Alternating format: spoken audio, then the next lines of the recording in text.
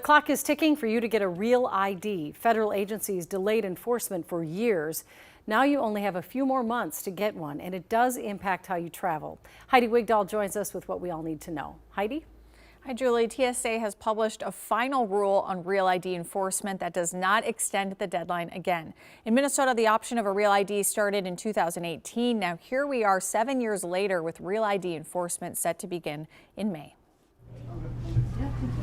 Real ID is coming for real this time. It's real as it's going to get. May 7, 2025 is the enforcement date. Jody K. Peterson is the program director for driver services at the Department of Public Safety. Pretty soon here, February 1st through April 1st, DVS will be ramping up our communication campaign for Real ID. The Real ID Act dates back to 2005. This all stems right back from 9/11, and you have that identification that you are indeed who you say you are. But the federal government kept pushing back the enforcement date, one of those reasons because of the pandemic.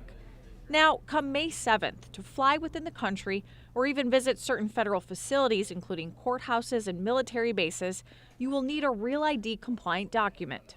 That could be a passport, Real ID, or Enhanced ID.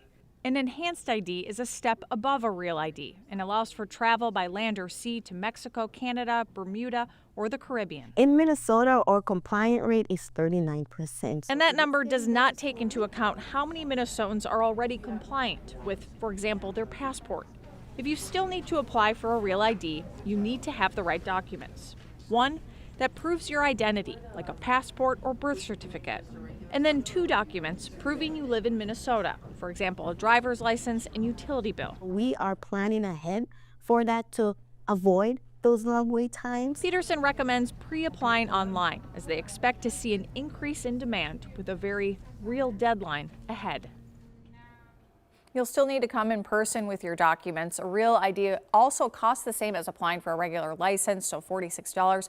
One thing that's not clear right now is how enforcement will work. TSA says it will be using a phased enforcement approach, so agencies could decide on a plan like a 3-strike system with warnings first, but the best thing to do is get this done before the deadline to avoid any potential problems. Julie. All right, thank you, Heidi.